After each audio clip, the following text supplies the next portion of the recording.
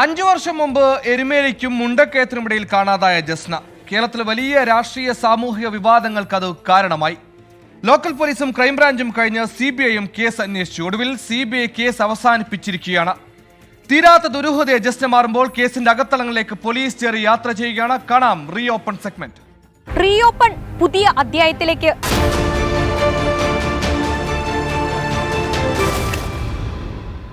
കഴിഞ്ഞ 5 വർഷങ്ങളായി ലോക മലയാളികൾ ഒന്നടങ്കം തിരയുന്ന മുഖമാണിത്. Jasna Maria James.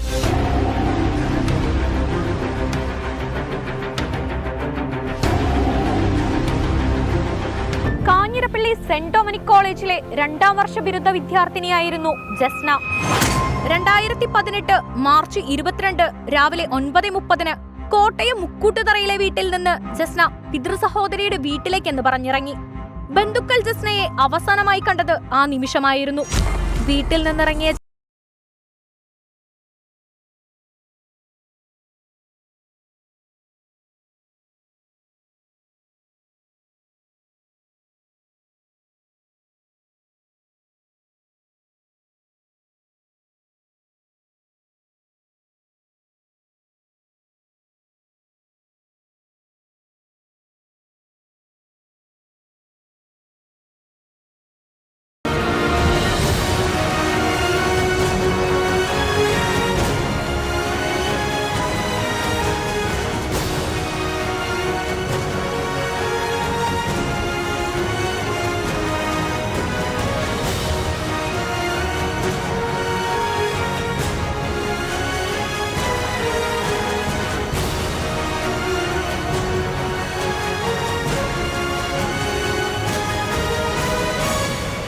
Mundakayam bus സ്റ്റാൻഡിൽ നിന്നും പോലീസ് ശേഖരിച്ച ദൃശ്യങ്ങളിൽ ജസ്നയോട് രൂപസാദൃശ്യം തോന്നുന്ന പെൺകുട്ടിയെ കണ്ടിരുന്നു.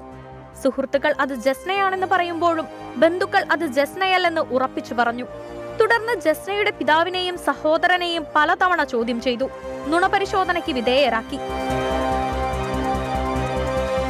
ജസ്നയുടെ തിരോധാനത്തിൽ പിതാവിന്റെയും സഹോദരന്റെയും പങ്ക് പരിശോധിച്ചു. എന്നാൽ അന്വേഷണ ഉദ്യോഗസ്ഥർക്ക് കേസിന് പ്രയോജനപ്പെടുന്ന ഒരു തുമ്പും ലഭിച്ചില്ല. ജസ്നയുടെ ഫോണിൽ അവസാനം വന്ന കോൾ ജസ്നയുടെ ആൺസുഹൃത്തിൻ്റെതായിരുന്നു. അയാളെ ചോദ്യം ചെയ്തെങ്കിലും കൂടുതലായി ഒന്നും പോലീസിന് ലഭിച്ചില്ല.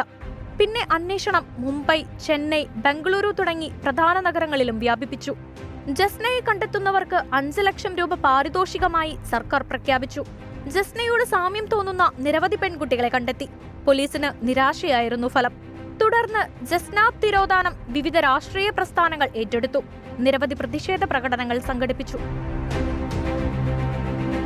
ബാക്കി പുറത്തേക്കുള്ള അന്വേഷണത്തിലെല്ലാം പോലീസിൻ്റെ അതുവരെയുള്ള അന്വേഷണം വളരെ ശക്തമായ രീതിയിൽ പോയി മദ്രാസ്, കോയമ്പത്തൂർ, ഈവൻ വിദേശ രാജ്യങ്ങളിൽ ഖത്തർ അല്ലെങ്കിൽ അങ്ങനെയുള്ള രാജ്യത്ത് പോലും നമുക്ക് പോകാൻ പറ്റിയില്ലെങ്കിൽ പോലും അവിടെ ഇൻഫർമേഷൻ കളക്ട് ചെയ്യും. കാര്യങ്ങൾ ക്രൈംബ്രാഞ്ച് ചെയ്തിട്ടുണ്ട്. അന്നു മുതൽ ഇന്ന് വരെ കേരള പോലീസിനെയും ക്രൈംബ്രാഞ്ചിനെയും ഒടുവിൽ രാജ്യത്തെ ഏറ്റവും വലിയ അന്വേഷണ ഏജൻസിയായ CBIയെയും മുൾമുനയിൽ നിർത്തിച്ചു ജസ്ന തിരോധാന കേസ്.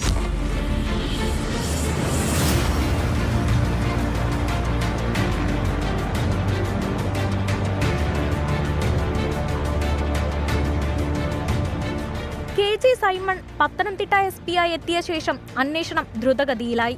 ജസ്നയെക്കുറിച്ച് ചില നിർണായക സൂചനകൾ ലഭിച്ചെന്ന് അദ്ദേഹം അവകാശപ്പെട്ടെങ്കിലും കൃത്യമായ ഉത്തരം കണ്ടെത്താൻ അദ്ദേഹത്തിനും കഴിഞ്ഞില്ല. ക്രൈംബ്രാഞ്ചിൻ്റെ ചാർജ് എനിക്കുണ്ടായിരുന്നു. അപ്പോഴതിൻ്റെ അന്വേഷണത്തിൽ നമ്മൾ കണ്ടുപിടിക്കാത്ത ധാരാളം കാര്യങ്ങൾ നമ്മൾ കണ്ടുപിടിച്ചത്. അപ്പോഴും നമുക്കൊരു നല്ല പ്രതീക്ഷ അടുത്തുണ്ടായിരുന്നു. പക്ഷേ പെട്ടെന്ന് ഒരു കോവിഡ് വരികയും പിന്നെ ഞങ്ങൾ ട്രാൻസ്ഫർ ആയി പോവുകയെല്ലാം ചെയ്തു. എന്താണെങ്കിലും ഈ പറഞ്ഞ മുക്കുട്ടുതറയ്ക്കും നമ്മുടെ ഈ എരുമേലി അടുത്തുള്ള മുണ്ടക്കൈ, ഈ 3 സ്ഥലത്തിനിടയ്ക്കുള്ള സ്ഥലത്തെ കേന്ദ്രീകരിച്ച് ഉള്ളൊരു അന്വേഷണം വന്നിരുന്നു. അന്വേഷണ ആരംഭത്തിൽ ലോക്കൽ പോലീസിന്റെ ഭാഗത്തു നിന്നുണ്ടായ വീഴ്ചകൾ കേസിന്റെ ഗതിയെ തന്നെ മാറ്റിമറിച്ചുവെന്ന് ജസ്നയുടെ ബന്ധുക്കൾ ആരോപിച്ചിരുന്നു. ജസ്ന തിരോധാനം ഉണ്ടായി അന്ന് മുതൽ ഞാൻ എരുമേലി പോലീസ് സ്റ്റേഷനിൽ പോയായിരുന്നു.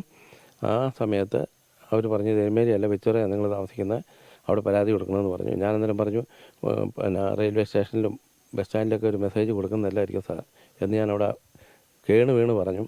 പിറ്റേ ദിവസം തന്നെ വെച്ചോറ പോലീസ് സ്റ്റേഷനിൽ ഞാൻ കൊണ്ട് പരാതി കൊടുത്തു. അവരും ഞങ്ങളുടെ വീട്ടിൽ വന്നപ്പോൾ 7 ദിവസം കഴിഞ്ഞാണ് വന്നത്.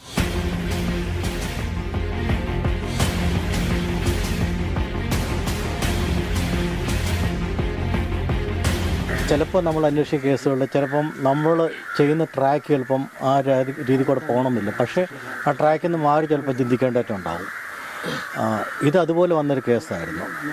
അതായതിൻ്റെ ഞങ്ങൾ അന്വേഷിക്കുന്ന മുമ്പ് തന്നെ ലോക്കൽ പോലീസ് അന്വേഷിച്ച് ആദ്യത്തെ കുറച്ച് ദിവസങ്ങൾ അവരന്വേഷിക്കുകയും ആയിട്ട് മുന്നോട്ട് പോവുകയും ചെയ്തു. ഇത് സമൂഹത്തിലുണ്ടായിട്ട് കുറേ ഇമ്പാക്റ്റുണ്ട്, കുറേ സംശയങ്ങളുണ്ട്. ആ സംശയം ദൂരീകരിക്കാൻ വേണ്ടി അവരൊത്തിരി ശ്രമിച്ചത്. യഥാർത്ഥത്തിൽ അതാണ് ആദ്യം ഉണ്ടായ ചെറിയ കാര്യങ്ങൾ അതൊക്കെയാണ്. ആ സംശയം വന്ന് അതങ്ങനെയാണ് പോയിരുന്നത്. ലവ് ജിഹാദ്, നർക്കോട്ടിക് ജിഹാദ് വാദങ്ങൾ ഏറ്റവും കൂടുതൽ ചേർത്ത് വായിക്കപ്പെട്ട കേസ് കൂടിയായിരുന്നു ജസ്ന തിരോധാനം. അതുകൊണ്ട് തന്നെ ജസ്നയെ കാണാതായ ദിവസം മുതൽ കേരളം വിശ്വസിച്ചിരുന്നത് ആരൊക്കെയോ പടച്ചുവിട്ട ചില കഥകൾ മാത്രമായിരുന്നു. ജസ്ന ഒരു മതപഠന കേന്ദ്രത്തിൽ, ജസ്നയ്ക്ക് മതതീവ്രവാദ സംഘടനയുമായി ബന്ധം. തീവ്രവാദ സംഘടന ജസ്നയെ തട്ടിക്കൊണ്ടുപോയി സിറിയയിൽ പാർപ്പിച്ചിരിക്കുന്നു. അവിടെ മറ്റൊരു മതസ്ഥനുമായി ഒരുമിച്ച് ജീവിക്കുന്നു. ജസ്ന ഗർഭിണിയാണ്, അവർക്ക് ഒരു കുഞ്ഞുകൂടിയുണ്ട്. ഇങ്ങനെ എത്രയെത്ര നിറം പിടിപ്പിച്ച കഥകൾ. ജസ്ന എവിടെയെന്ന ചോദ്യത്തിന് ഉത്തരം കണ്ടെത്താൻ CBIക്ക് കഴിഞ്ഞില്ലെങ്കിലും കഴിഞ്ഞ കുറെ കാലമായി പടർന്നു പന്തലിച്ച വ്യാജ മതതീവ്രവാദ കഥകൾക്ക് അവസാനമുണ്ടാക്കാൻ കഴിഞ്ഞു.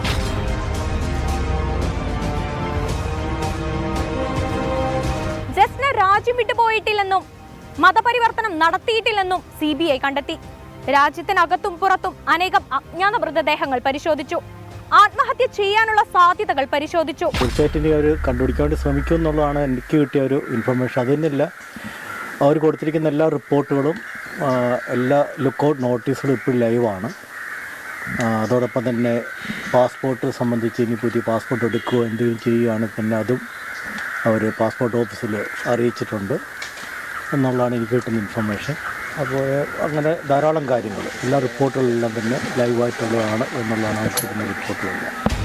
ക്രൈംബ്രാഞ്ച് അന്വേഷണത്തിൽ ജസ്ന താമസിക്കുന്ന സ്ഥലം കണ്ടെത്തിയെന്നും കോവിഡ് പടരുന്ന സമയം കേരളത്തിനപ്പുറത്ത് അന്വേഷണം വ്യാപിപ്പിക്കാനുള്ള സാങ്കേതിക ബുദ്ധിമുട്ട് കാരണം ജസ്നയെ കയ്യെത്തും ദൂരത്ത് നിന്ന് നഷ്ടപ്പെട്ടുവെന്നും അന്നത്തെ ക്രൈംബ്രാഞ്ച് മേധാവി ടോമിൻ ജെ തച്ചങ്കരി വെളിപ്പെടുത്തിയിരുന്നു. ക്രൈംബ്രാഞ്ചിനെ സംബന്ധിച്ചിടത്തോളം ഇത് വലിയ ഒരു ദുഷ്കരമായിട്ടുള്ളൊരു സംഭവമായിപ്പോയി. ഞങ്ങൾ പോയ സ്പീഡിലുള്ള ആ സ്പീഡ് വളരെയധികം കുറഞ്ഞുപോയി.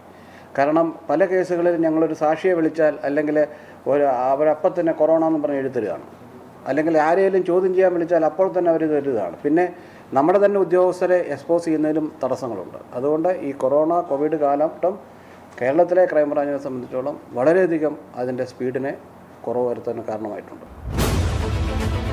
എന്നാൽ ഇപ്പോൾ CBI നൽകിയിരിക്കുന്നത് ഒരു ഇടക്കാല റിപ്പോർട്ട് മാത്രമാണെന്നും കൂടുതൽ തെളിവുകൾ ലഭ്യമാകുന്നതനുസരിച്ച് പുനരന്വേഷണത്തിന് സാധ്യതയുണ്ടെന്നും ടോമിൻ തച്ചങ്കരി വ്യക്തമാക്കി.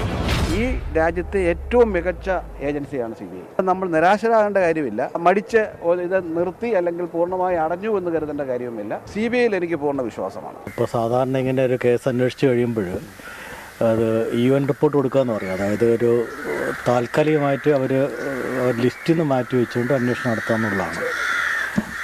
അങ്ങനെ നടത്തുന്ന കേസിൻ്റെ അന്വേഷണമാണ് അത് പറയുന്നത്. അപ്പോൾ ഒരിക്കലും അതൊരു ഹോപ്പ് തീർന്നുകൊണ്ടല്ല, പക്ഷേ എനിക്കത് ആക്റ്റീവായിട്ടുള്ള അന്വേഷണം ഇനി കുറയുമെന്ന് എനിക്ക് തോന്നുന്നു. അതുകൊണ്ടായിരിക്കും ഇപ്പോൾ ഇത് വരുന്നത്. CBIയുടെ അന്വേഷണത്തിൽ പുതിയ വഴിത്തിരിവാകുന്ന ചില സംഭവങ്ങളും ഉണ്ടായി. ജസ്നയുടെ തിരോധാനത്തെക്കുറിച്ച് അറിവുണ്ടെന്ന ഒരു മോഷണക്കേസിലെ പ്രതിയായ യുവാവ് പറഞ്ഞതായി പൂജപ്പുര സെൻട്രൽ ജയിലിലെ മറ്റൊരു പ്രതിയുടെ വെളിപ്പെടുത്തൽ അന്വേഷണ സംഘത്തിന് ചെറിയൊരു പ്രതീക്ഷ നൽകി. എങ്കിലും ആ സൂചന നൽകിയ പ്രതിയിലേക്ക് എത്തിച്ചേരാൻ അന്വേഷണ സംഘത്തിന് കഴിഞ്ഞില്ല.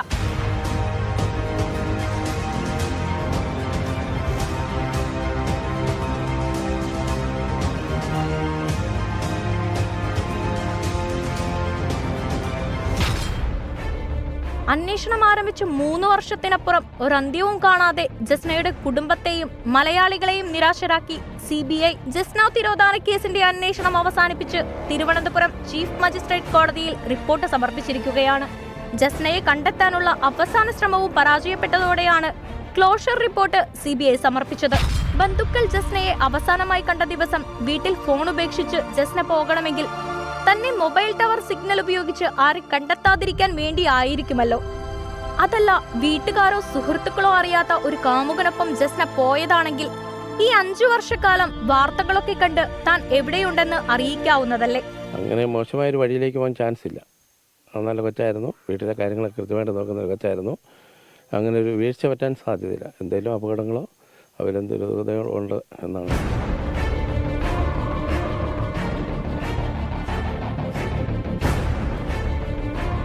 അതുകൊണ്ട് തന്നെ ഇതുവരെയുള്ള അന്വേഷണങ്ങളും അനുബന്ധ സംഭവങ്ങളും കൂട്ടി വായിച്ചാൽ ജസ്നയുടെ തിരോധാനം ചില ആസൂത്രിത നീക്കങ്ങളിലൂടെ ഉണ്ടായതാണോ എന്നുകൂടെ ചിന്തിക്കേണ്ടിയിരിക്കുന്നു.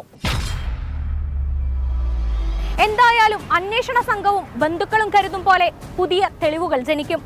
അന്വേഷണം പുതിയ തലത്തിലേക്ക് മാറും. എല്ലാം അറിയും നീക്കി അവൾ വരും. CBI അത് ക്രൈംബ്രാഞ്ച് അന്വേഷണത്തിൽ നല്ല അഭിപ്രായം പറഞ്ഞുകൊണ്ടാണ് എനിക്ക് കിട്ടുന്ന അഭിപ്രായം. അതിനെ ഒരു തള്ളുകയോ അല്ലെങ്കിൽ അത് ഇതായി കളയുകയൊന്നും ചെയ്തിട്ടില്ല. തീർച്ചയായിട്ടും അവർ അതിനെ ബേസ് കൊണ്ടാണ് തുടർന്ന് അന്വേഷണം നടത്തിയിട്ടുള്ളതും. പക്ഷേ ഇപ്പോൾ ഫൈനലായിട്ട് അവരൊരു ഫൈനൽ റിപ്പോർട്ടില്ലെങ്കിലും ഒരു താൽക്കാലികമായിട്ട് അവരിങ്ങനെ ഈവൻ റിപ്പോർട്ട് കൊടുത്തിരിക്കുകയാണ്. ജസ്ന ഒരു മരീചികയൊന്നുമല്ല. ഈ പ്രപഞ്ചത്തിൽ എവിടെ അവർ ജീവിച്ചിരിക്കുകയോ മരിക്കുകയോ ഉണ്ടെങ്കിലും അവരെ CBI എന്നെങ്കിലും കണ്ടെത്തും. പ്രതീക്ഷയോടെ റിയോപ്പൺ.